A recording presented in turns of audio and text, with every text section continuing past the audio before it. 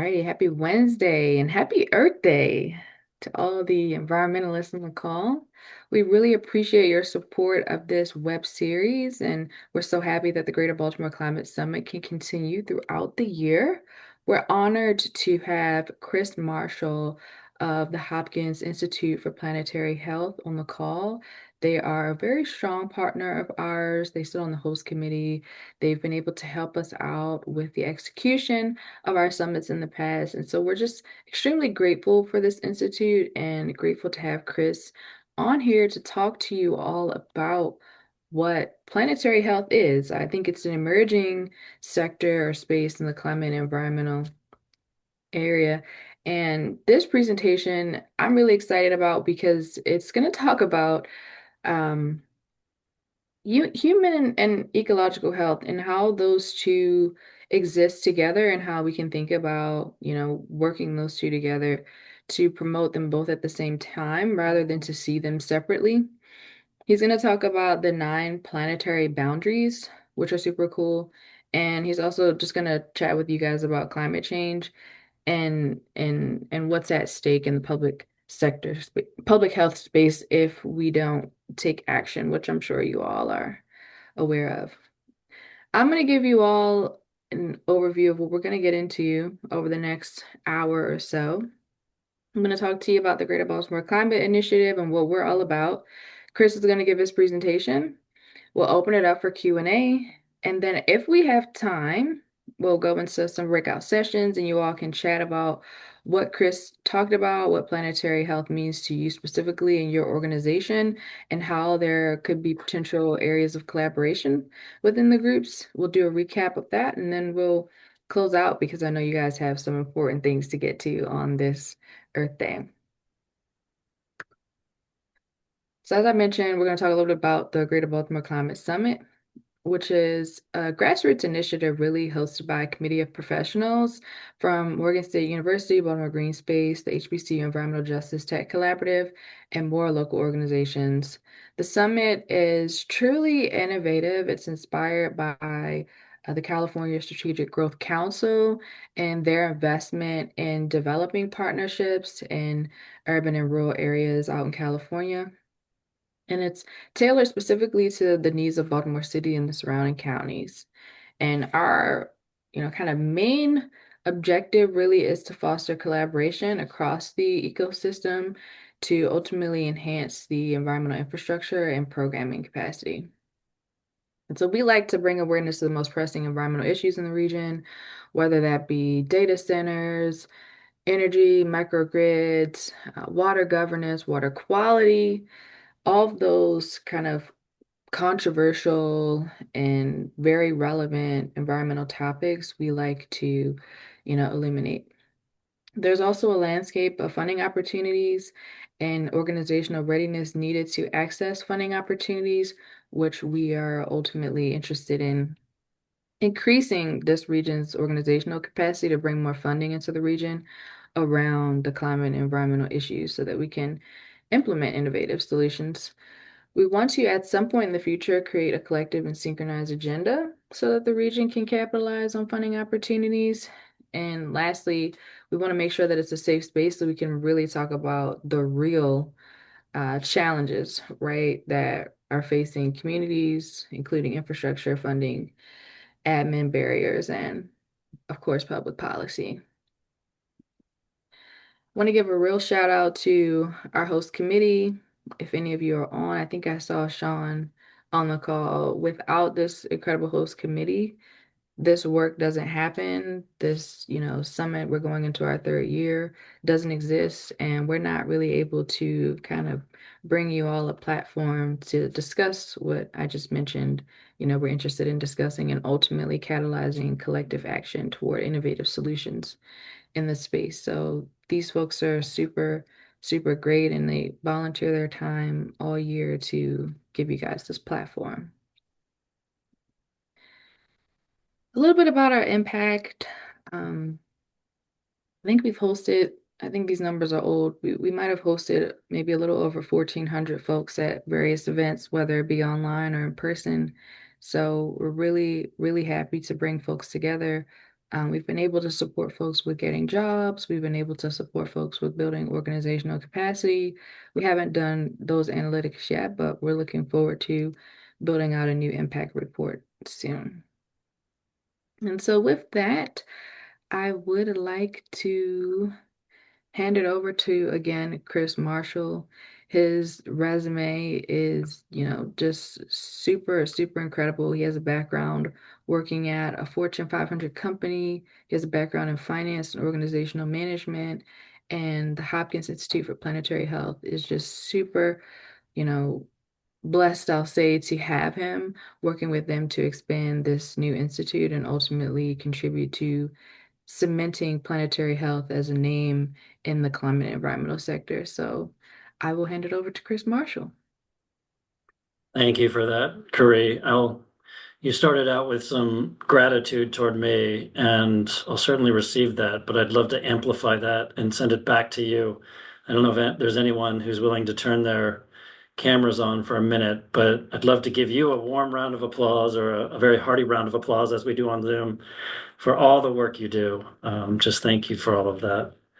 Uh, I did want to mention, like specifically, that work. We all know it to be a crucial role in movement building, and it's a foundation for building solidarity and mobilizing action. So just thank you so much. And like you did, I want to celebrate Earth Day for everyone on the call, and thank you for making this a priority. It's truly humbling to have this chance to speak to everybody. I thought I would take a minute just to introduce myself so you know where I'm coming from. I assume everyone can see my screen. Am I sharing properly? Curry, I'm looking at you. Yep, you're all good. All right, good. So I started out a long time ago after graduating college with all my student debts. I was a temp on the phones trying to find financial security, not something I had as a young person. So that was my goal starting out in my career. And then after almost 3 decades, COVID hit, and I had had a very rich career at T. Rowe Price here in Baltimore, but I wanted something a little deeper. So I was able to find a role in the public sector right at the beginning of COVID. I contributed to the Great Resignation statistics, and I was a cash investor and then interim chief investment officer. And from my basement of my house, I either traded or moved billions of dollars. It was a thrilling time. I was part of ARPA, the receipt of the ARPA funds. So it was truly, wouldn't trade it for anything. But the treasurer was retiring, so a lot of the directors were moving on. And I was called back to Annapolis. So in my little slow charging electric car, I had to try and jockey for a spot at a fast charger each night. So I thought it time to start looking for a new role. And I found the State Theater was looking for a CFO. And two things excited me about that. One is I could pedal to that job on my bicycle. And the second was neurology had told me or tells us all that storytelling is the most impactful way to convey an idea. So I wanted to explore that and understand it more.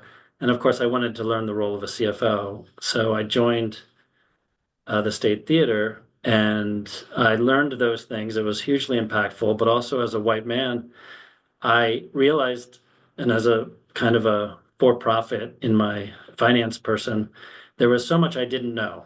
It really gave me an awakening in so many different dimensions, and I'll be forever thankful for that position. Coming out of coming out of a global pandemic, though, for the theater industry, it was a tough time, and I'd like to think that I contributed in untangling a lot of things at the theater while I was there. But after about 2 years there, a friend of mine was looking at a position at Hopkins, and I had always like my two passion jobs. It was never to be a sports star or a movie star or something like that. The What inspired me was either to sail on the Pride of Baltimore, which I have in my back office somewhere around the world, or to work for a Center for a Livable Future at Hopkins. Those were kind of my dream jobs.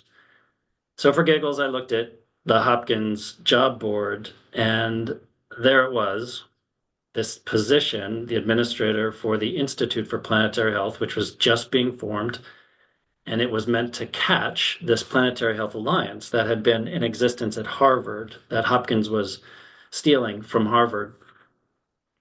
So I hadn't heard of planetary health before the field, so I did my research and applied for the job, and then here I am. So this is my dream job. I've been here for 2 years and still learning. But the administrator role is very similar to the CFO role, where I'm doing a lot of the grant work, budgeting, forecasting, HR work, facilities, things like that. So just so you know, I'm not a researcher or a lecturer myself. So give me a break if I stumble during this presentation. But with that, I want to tell you why it's my dream job and what planetary health is, and that starts with the story of planetary health. That story goes back centuries, but we're not going to go that far back. We're going to start at 1950 roughly, and that's when um, humanity started seeing incredible public health gains. We saw global child mortality decrease from 225th deaths per 1,000 live births down to just 37. Also, life expectancy increased from 46 years of age to above 73 years of age globally. World poverty fell from 63% down to 10%. So those incredible examples were due to public health interventions, new technologies, access to food, education, and lots of other factors. So with those gains, we saw a great acceleration in many different ways. We saw population just take off. We saw GDP, which we can talk a little bit more about later on, just really take off. Just lots of examples: motor vehicle production, fertilizer production, paper and plastics, energy use, etc. So with all of that kind of astronomical growth, we saw also a great impact to our natural systems. It brings us to where we are today, basically, and some examples of what we're looking at. I think we all know, but just to put it out in front of us, to feed ourselves annually, we use 40% of the land surfaces for pastures and croplands. We use about half of the planet's accessible water, largely just to irrigate our crops. And we exploit about 90% of global fisheries, either at or beyond their maximum sustainable limits. We've dammed a majority of our rivers. Only 4% of mammals measured as biomass remain wild. And humans are currently driving the sixth mass extinction, where over 1 million different Earth species are facing extinction within the next few decades. So that kind of introduces this ecological paradox. As we've seen incredible gains in human health and well-being, we've seen incredible decrease in ecological health and well-being. So what does that mean? Like, how do we measure ecological health and well-being? Well, you heard Curry bring it up with what's called the planetary boundaries. It's 9 categories. This is a model, if you haven't seen it, I would imagine many of us have. But the idea is if we can live within that kind of green center, within our means, then we can live sustainably for eternity, hopefully, on the planet. That's a long, long time. So, but we can live within our means sustainably and effectively within our ecosystem. These 9 categories, we've already exceeded 7 of them, and it's been happening at a rapid rate. This model has been created by earth scientists, like geoscientists. Those 7 that we've passed include climate change, which we all talk about and we know so well. Also, loss of biosphere integrity, land system change, altered biogeochemical cycles, freshwater change, novel entities. If you know what that term means, you've heard of like microplastics. It's things that are now in our environment that never were before. And ocean acidification is the newest just across last year. So if you look at kind of, I said it's changing quickly. Since the birth of my daughter about 17 years ago, 2009, we had crossed 3, whereas today, we're now, you can see kind of the increase over time. Those that we've most recently crossed since 2009 include land system change, freshwater change, novel entities, and ocean acidification. So it is about climate change that we all keep talking about, and that's very important that we do talk about that, but it's also about how we use our land and the quality of our air. So it's everything change, really.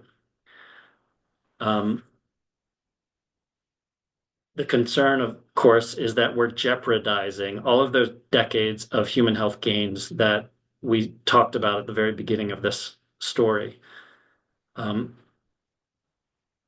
Public health gains are threatened by some of these examples: antimicrobial resistance, toxin and dioxin exposures, malnutrition, respiratory disease like asthma and COPD, heat stroke, cardiovascular disease, changing patterns of infectious disease transmission, civil strife and trauma, and forced displacement and migration. All of these, but you can really see them, especially with the last two, talk about justice. I mean, we all kind of think through and we all know that we cannot have we all want prosperity, but we cannot have prosperity without peace. And we cannot have peace without justice. So justice is certainly very critical in the planetary health model. And if we go back to climate change and carbon production, I think all of us have seen this before, where the global north, you can see it in green is North America, a little blurry, sorry about that. Orange is Europe and red is Asia. They're the key producers of carbon emissions, whereas that small little square, Africa, South America in green, Africa in blue, and Oceania in purple is the global south, a much smaller footprint of those global carbon emissions. And you can see it even better on the next slide. On the left, at a per capita rate, is where the carbon is coming from. And on the right are the countries who are least prepared for the changing climate as a result of that carbon production. So said differently, those who emit the least are the most vulnerable, have the fewest resources to adapt to climate change, and are those most likely to be displaced or forced to migrate. And obviously, there's great impacts to health when we're displaced and forced to migrate. So it kind of revisits or asks us to revisit that ecological paradox. As ecological health and well-being goes down, so too will human health and well-being. A great example of this is this decade we saw life expectancy in the US drop almost for the first time. So we're seeing that kind of change right now. And that invites the question, how do we reconcile the resource needs of the current human population with our current desire to thrive, um, with the need to ensure human health for future generations exists? So that's where planetary health comes in. Start out with just reading the definition. It's a solution-oriented transdisciplinary field and social movement focused on analyzing and addressing the impacts of human disruptions to Earth's natural systems on human health and all life on Earth. It came originally somewhat from the medical community, and it was a Rockefeller-funded study. It was published in The Lancet about 11 years ago, and it was built on the backs of many of the kind of academic and fields that came before it: geoscience, global health, behavioral sciences, economics. But it's really meant to be a global view or a very holistic view of the situation. It's also meant to be transdisciplinary. It's very important to kind of conceptualize that the solutions we need to be beyond just a discipline-specific approach.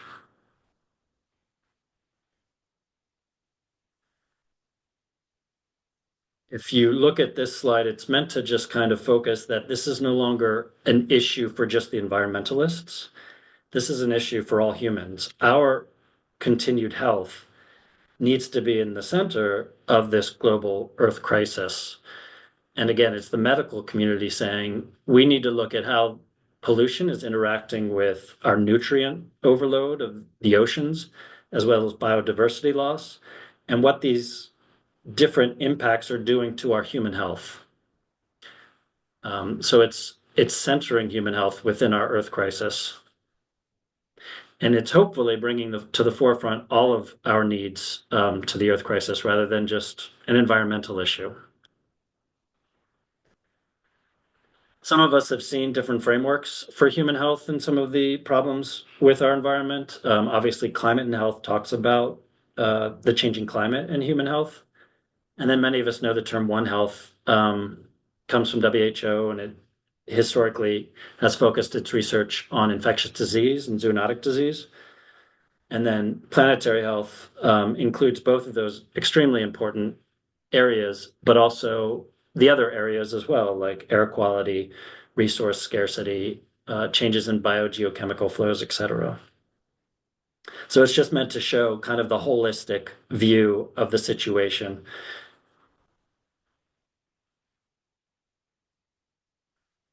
This model speaks a little bit about how the framing of planetary health works.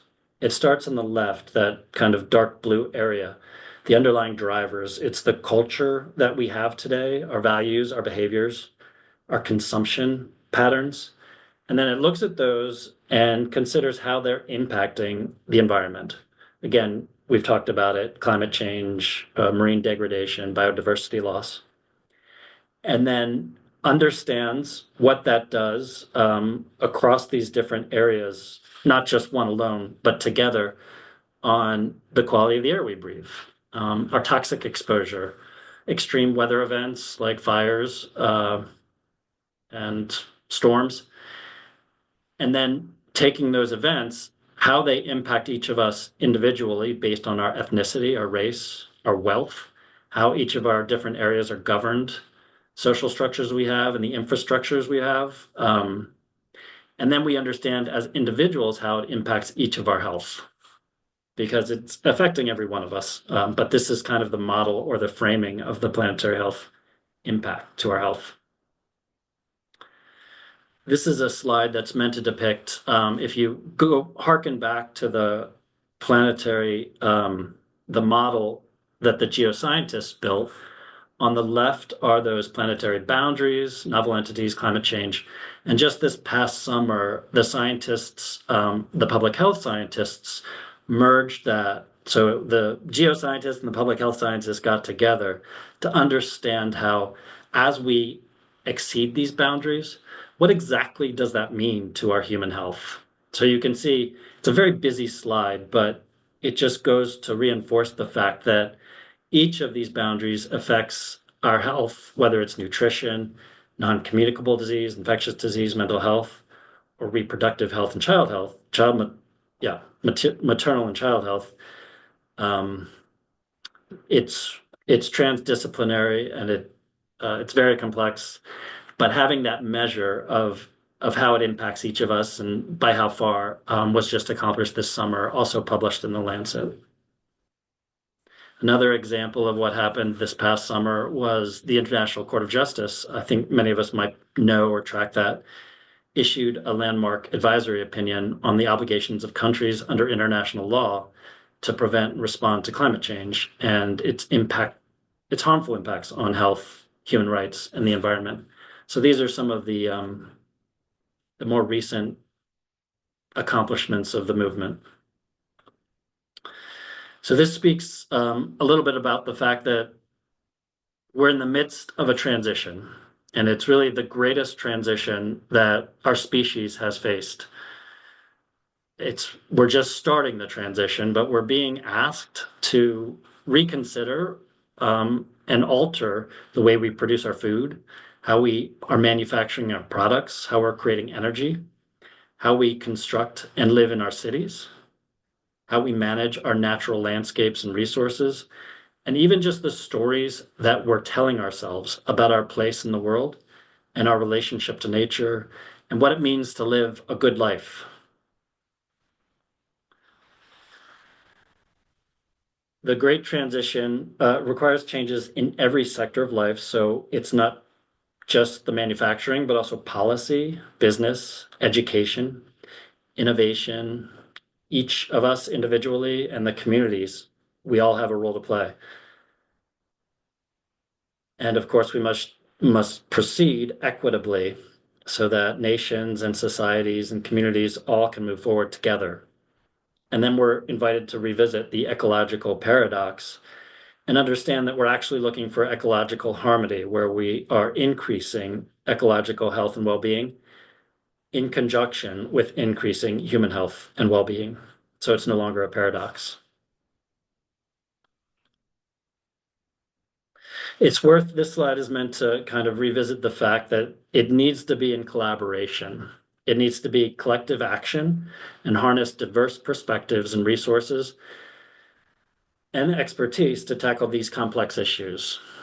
It's only together that we can envision a future where humans flourish in harmony with nature, where cities are designed for sustainability, and where there's room for the entire biosphere to prosper. As we navigate these challenges, we rekindle our reverence for the natural world and recognize the intrinsic value it provides for future generations. So I think I'm going to end there. I might have skipped a little bit that I can circle back on, but I do want to give some websites to everyone. On the left is the Planetary Health Alliance. And when I said the Rockefeller funded study came from the medical community and said, we're in trouble. Not only did it say we're in trouble, but it said, here's the solution. And that is the field of planetary health, which was born at that time, 11 years ago. So with that came the alliance. And again, it started up at Harvard. And Hopkins recently was effective at relocating it down here in Baltimore. And it's now a part of Hopkins. And it was somewhat strategic. We all know Hopkins is the oldest and largest research institution. So we are now tasked as a school, as a university, really to introduce the idea and the filter of planetary health to every academic effort that's occurring here at Hopkins, whether it's ensuring every student graduates with an understanding of planetary health or all the research that's happening here at Hopkins. So that's what the Institute on the right is meant to focus on. The Institute is focusing on Hopkins, whereas the Alliance, which has been around for 10 years and kind of helps support the annual meeting that kind of bounces around the globe, or disseminates all the research that's happening around planetary health and solutions that are occurring. That's the website on the left. So I don't know how well I did to describe that, but I do want to reiterate it's just been thrilling to be a part of this in the last 2 years, and I've learned so much. And I'll end with one other thought. I do get a question of what's next? Like, are we going to make it? And I was at a museum this past summer. It was the Wyeth Museum in Pennsylvania. I don't know if anyone has been to that.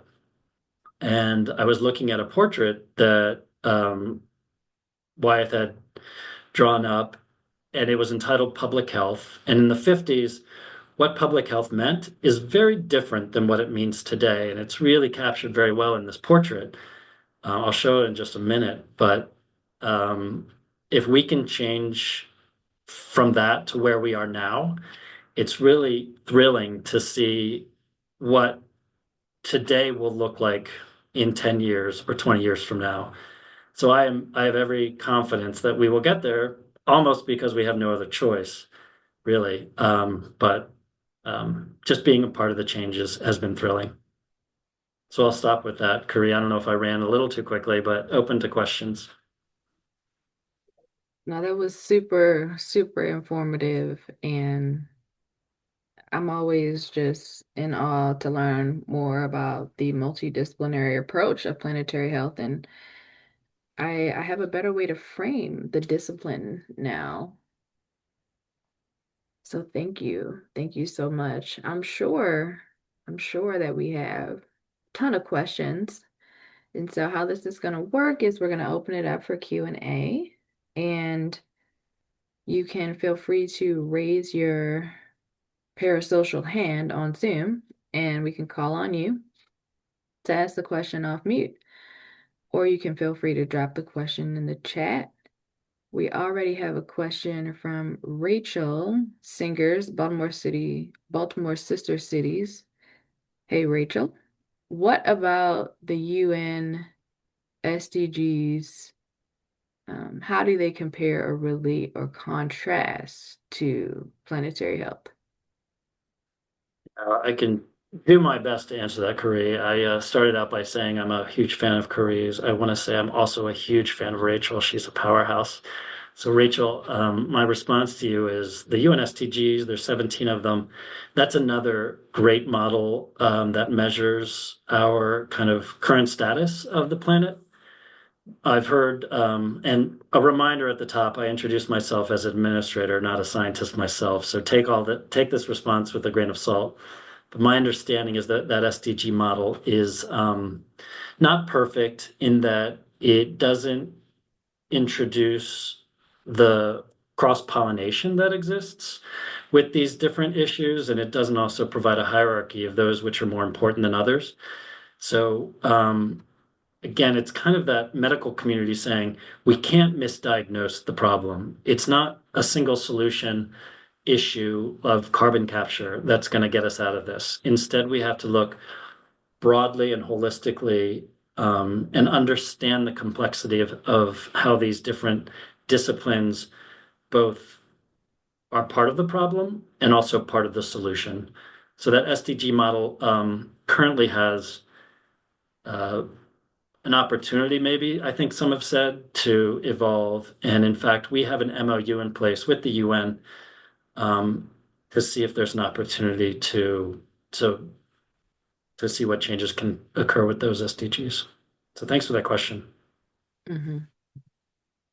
Yeah, that was a good question. I dropped a link in the chat for anybody unfamiliar with the United Nations Sustainable Development Goals. Really cool stuff. So research that if you can in your spare time. Ashley, the floor is yours.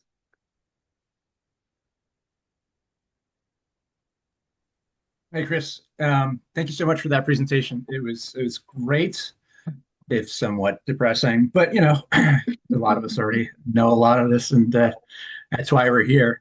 Um, I am particularly intrigued with your background in finance, right? Because I think one could make the argument that our current global financial system is one of the main drivers for all of this, right? And it's always fascinated me, this whole idea of unlimited growth in a finite world. Like our entire financial system is based on this big fallacy. So, um, but it runs the world. So I'm curious, one, if you have read uh, what is about 10 years old now, Donut Economics, and what you think of that model, because the one you showed of the planetary boundaries looked a heck of a lot like an image that she had in the book. And two, what your thoughts are in terms of, what kind of changes can we make to like financial models? Yeah, I absolutely love your question. And it's something that seems to be such an opportunity from my perspective as well. The almighty dollar. It's so powerful in our, we all our society kind of bows to the almighty dollar. What can we do to harness that power is really how I'm translating your question. And donut economics 100% is something we all should understand and read. And I think it's fantastic. I'm so proud of the fact that Maryland is one of three states that the government tracks GPI, which is akin to donut economics or um, kind of the same measures. It's hard to build policy around GPI because it takes so long and it's kind of a lagging indicator. But I'll say Hawaii, Maryland, and the last state is, oh, Vermont. Right now are the three states that are tracking GPI. And what opportunity do we have to build policy around that and replace GDP? To your point, we've been chasing GDP forever. And as, let's say, if we were to incarcerate half of our population with private jails, That'd be great for those private jails and create lots of jobs, and the state would have to pay, whatever. GDP reflects positive numbers from that, but that has nothing to do with human health, wellness, and a stable society. So they're at conflict, and that's probably a very clumsy way to introduce that concept. But GPI, genuine progress indicator, is an economic model that shows not only growth in our economy, but its reflection on our wellness. So, Ashley, you asked a really good question, and I really love that question. And we're very fortunate to live in a state that is tracking it, but unfortunately, we're not really tying it to policy at this time. But I'd love to push it. Elliot Campbell is in DNR and responsible for the Dr. Campbell for currently calculating that for Maryland State, which is just thrilling. And I'm so proud of him for doing it. Thank you.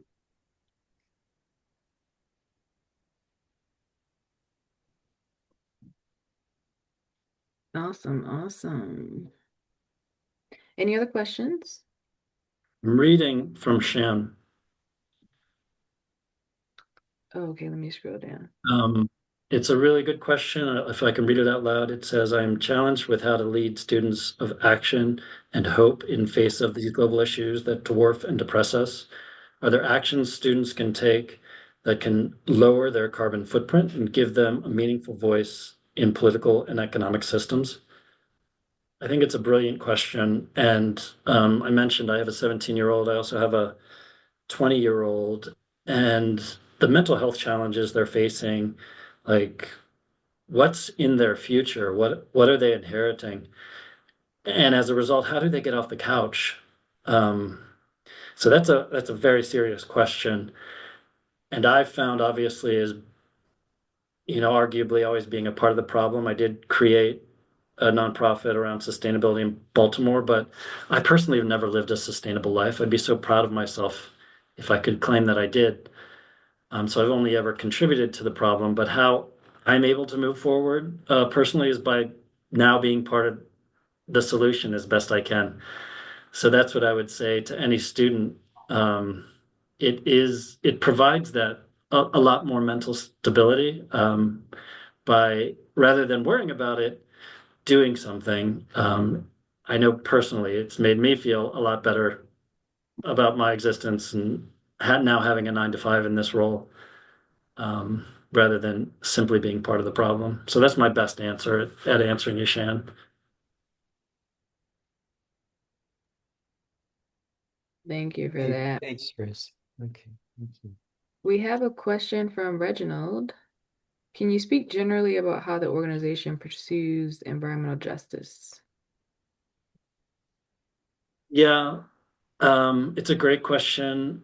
I mentioned there's two organizations, the Planetary Health Alliance and then the Institute for Planetary Health here at Hopkins. The Institute was just formed 2 years ago, whereas the Planetary Health Alliance has been around for about 11 years. That's what just transitioned down from Boston.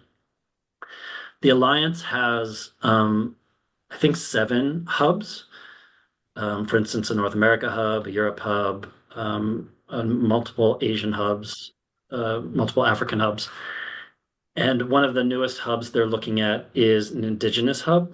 Obviously, the philosophy of Indigenous peoples has always been looking at future generations. And those of us who come from more of a Western tradition, we have a great deal to learn from that perspective. And that's kind of very central in planetary health thinking and education. So I always, if we all remember the seventh generation, I think again I'm speaking to the choir, but the Iroquois Nation always promoted 7th generation, and then we saw those products come out that were marketed that way. But that's just a good example of that. So the formation of the Indigenous Hub is a good example, perhaps, of the justice that needs to occur. The Institute, if you're asking instead about just Hopkins itself, is working to seek funding right now to look at what environmental justice work we can champion in our home of Baltimore City or the region. So I've tried to answer. Hopefully, I did an okay job.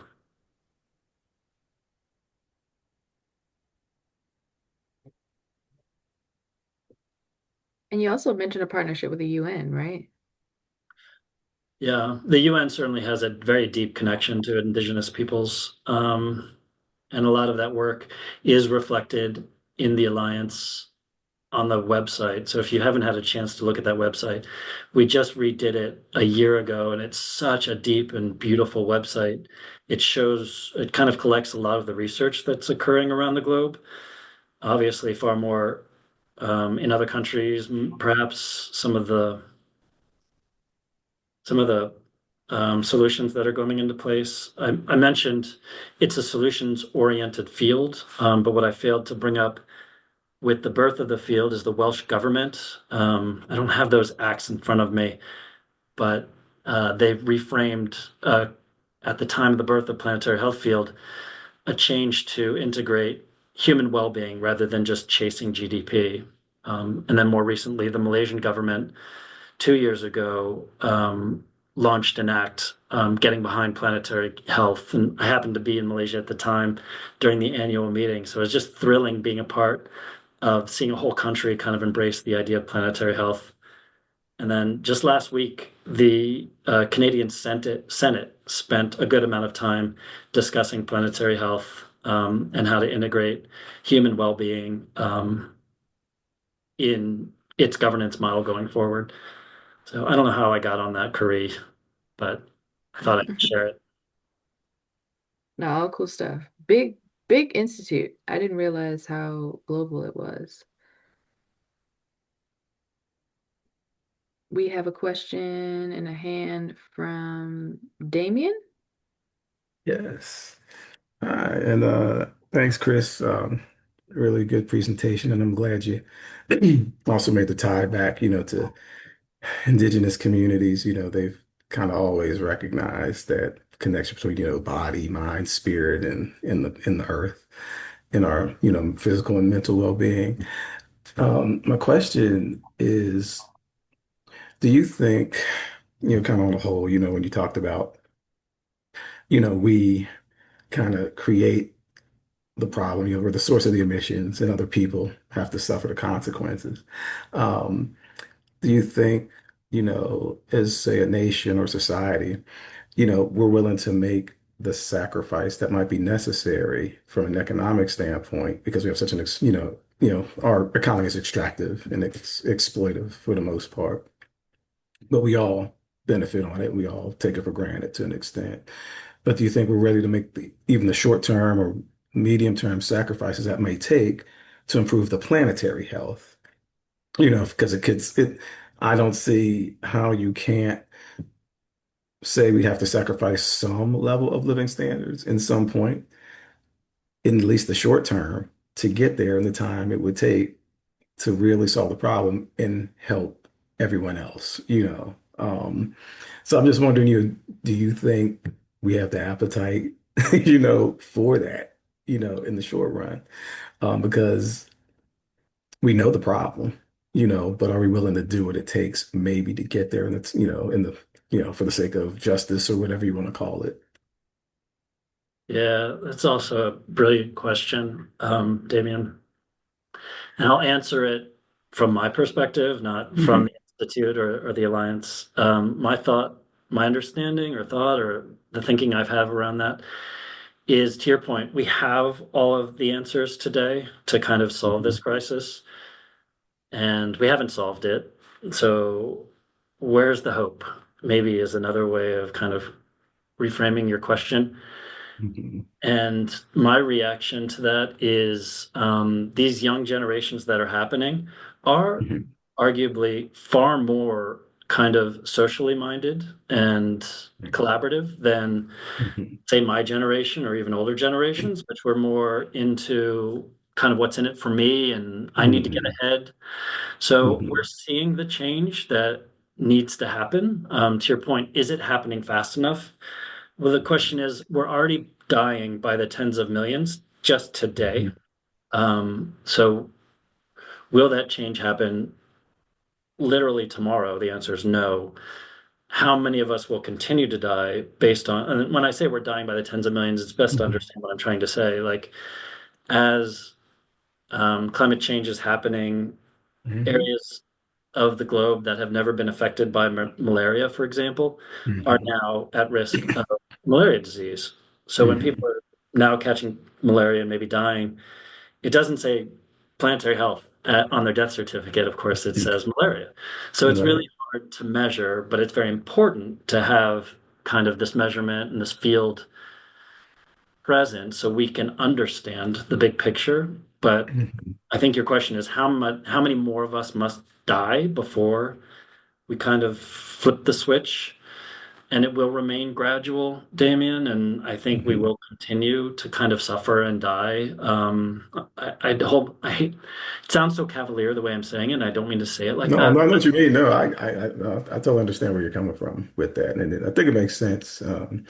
But no, no, I appreciate it because I don't think it's hopeless, but I just always want to get other people's perspectives on because you got an interdisciplinary background and understanding the financial drivers and the motivation because there are people that obviously profit from it, and it's very hard. But I do see young people, like you said, to your point, um, there's a mind shift probably from a generation or two generations ago. So I think that's where it is that young people are becoming more fed up, and don't care as much about, keeping up with the Joneses to do things that are unsustainable.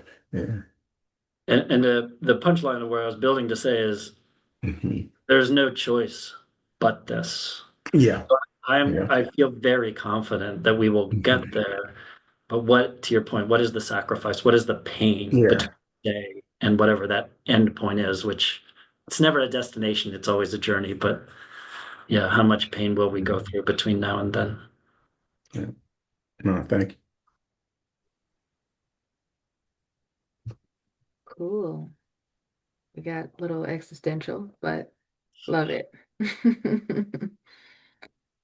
Any other questions for Chris? Ashley? Love going existential. So thanks for allowing us in that space, Chris.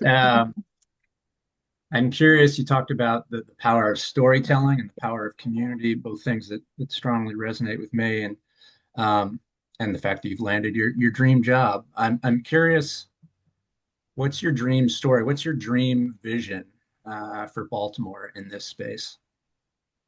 Wow, love that question.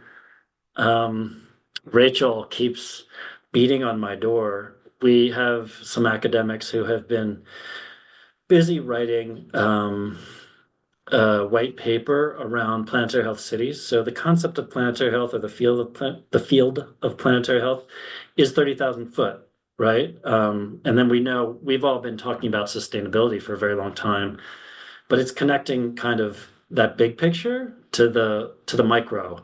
And that's kind of what I haven't seen myself. I haven't seen a lot of those examples. So what is a planetary health city?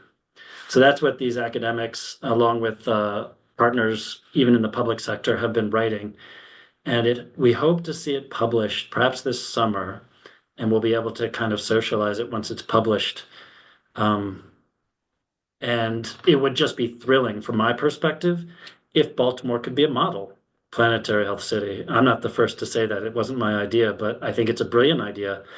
If Baltimore can do it, obviously with its reputation, I love Baltimore. I think it's the best city here in the nation. But many people outside of Baltimore might have an opinion otherwise, that Baltimore isn't the best city. So if we can say, if Baltimore can do it, then I think we have a story to say anyone can do it. So it's thrilling to see. Hopkins obviously has a deep connection and will never always partner with Baltimore. So we have a great opportunity, actually, to kind of push that forward. Some of the people on this call were instrumental in getting some of the public servants in Baltimore to the last annual meeting, which occurred in Rotterdam last October. So we had some folks, we were able to introduce planetary health field more deeply to them, including the chief sustainability officer of Baltimore, who was also very effective in getting some folks over there. So it's just opportunity, actually. It's nothing but opportunity ahead of us.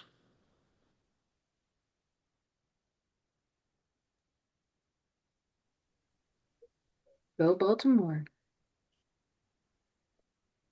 All right, well, if we don't have any other questions, I'd love to get a picture of us so that we can post on social media in honor of Earth Day. So if you guys want to come off camera, I'll do a screenshot. Oh, such pretty smiles. Oh, we got more, we got more. Cool, cool, cool. Hey, Terry.